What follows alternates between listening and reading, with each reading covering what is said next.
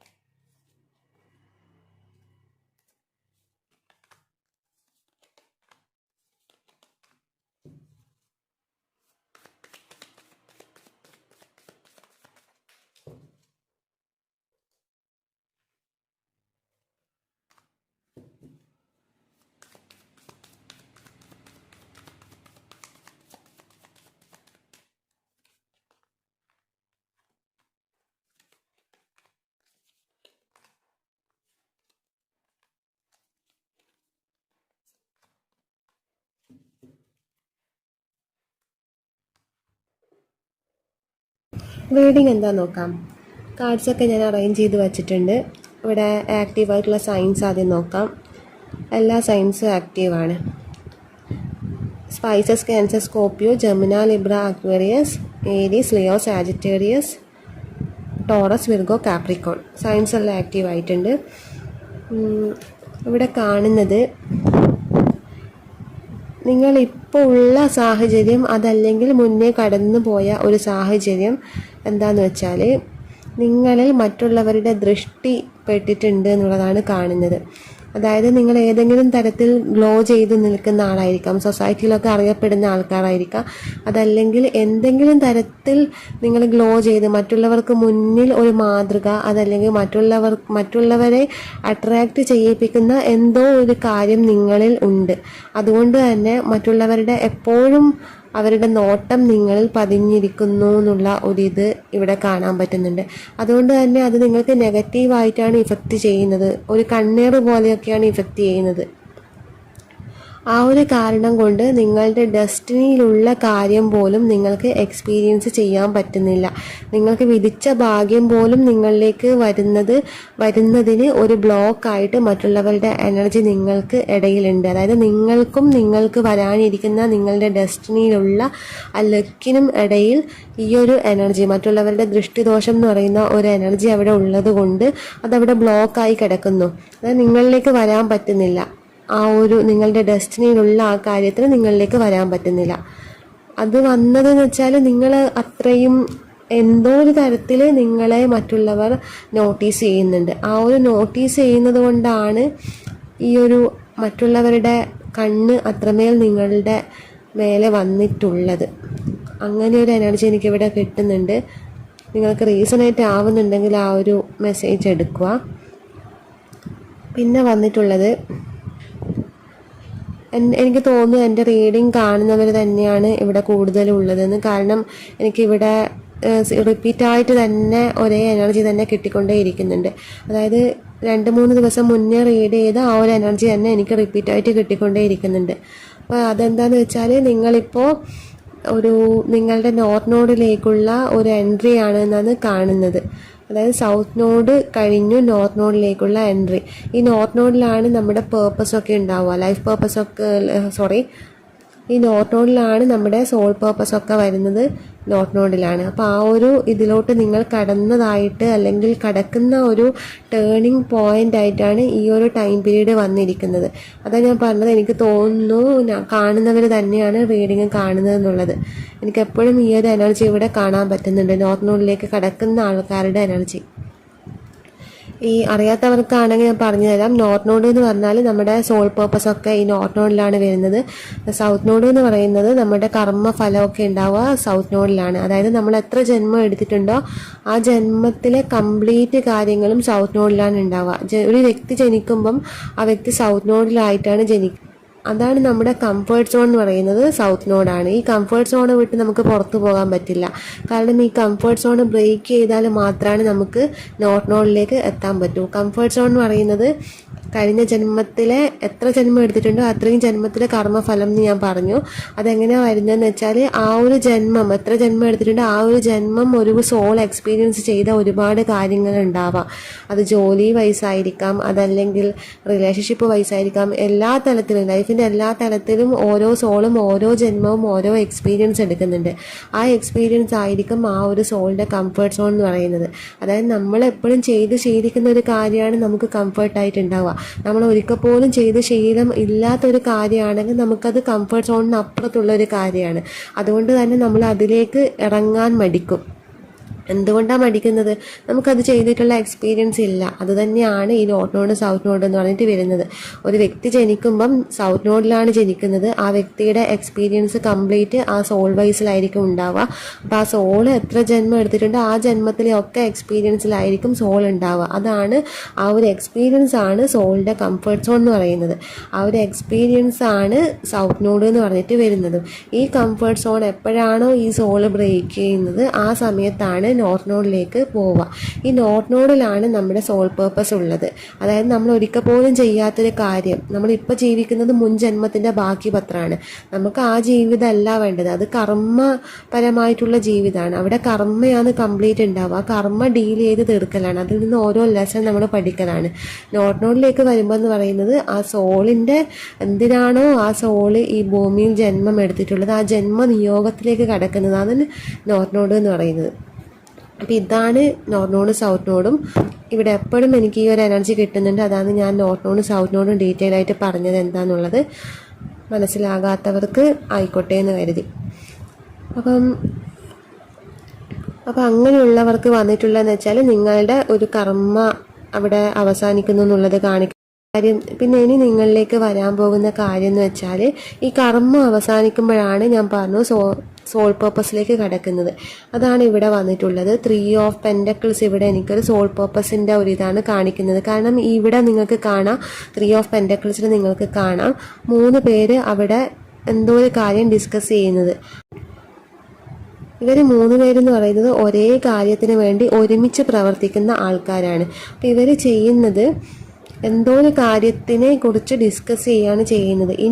ഇനി ചെയ്യാൻ പോകുന്ന കാര്യം, ഇനി എന്താണ് ചെയ്യേണ്ടതെന്നുള്ള കാര്യം, അതുപോലെ എന്തോ ഒന്നിലേക്ക് നിങ്ങളും ഇറങ്ങിത്തിരിക്കുന്നുള്ള ഒരു എനർജിയാണ് എനിക്കിവിടെ കിട്ടുന്നത്. നിങ്ങളുടെ അതേ ലൈഫ് പേർപ്പസ് അല്ലെങ്കിൽ സോൾ പേർപ്പസുമായിട്ട് റിലേറ്റഡ് ആയിട്ട് നിൽക്കുന്ന ആൾക്കാരുമായിട്ടുള്ള ഒരു ഡിസ്കഷൻ അല്ലെങ്കിൽ അവരുമായിട്ട് കൂടിച്ചേർന്ന് എന്തോ ഒരു കാര്യം ചെയ്യൽ. അതല്ലാത്തവർക്ക് നിങ്ങൾ ഇഷ്ടപ്പെടുന്ന ജോബ്, ആ ഒരു ജോബിലേക്കുള്ള ഒരു മാറ്റമാണ് ഇവിടെ കാണിക്കുന്നത്. ഇപ്പം മേ ബി നിങ്ങൾക്ക് താല്പര്യമില്ലാത്തൊരു ജോലിയായിരിക്കാം നിങ്ങൾ ചെയ്യുന്നത്. ഇനി നിങ്ങൾക്ക് താല്പര്യമുള്ള ജോലിയിലേക്ക് നിങ്ങൾ കടക്കുന്നു എന്നുള്ളത് കാണുന്നുണ്ട് ഇവിടെ.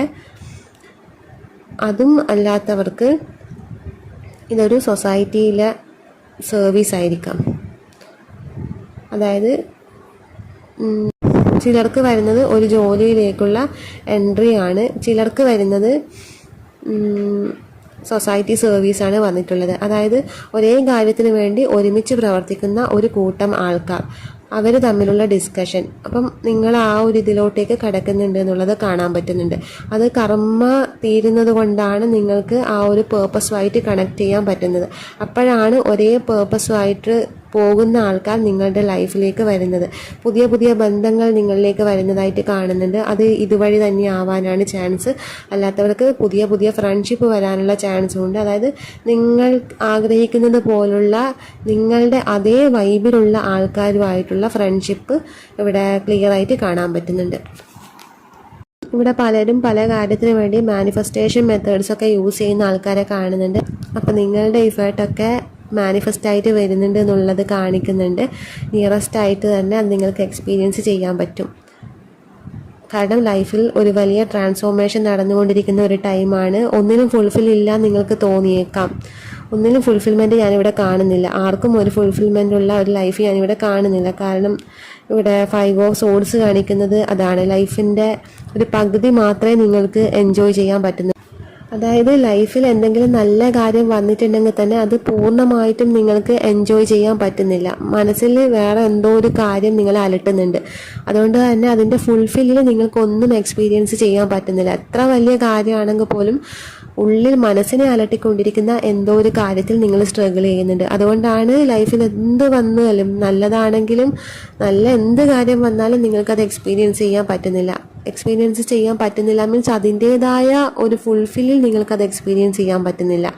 കാരണം നിങ്ങളെ ഉള്ളിൽ എന്തോ ഒരു വിഷമം കിടപ്പുണ്ട്. അതുകൊണ്ടാണ് അതിൻ്റെ ഫുള്ളി നിങ്ങൾക്കത് എക്സ്പീരിയൻസ് ചെയ്യാൻ പറ്റാത്തത്.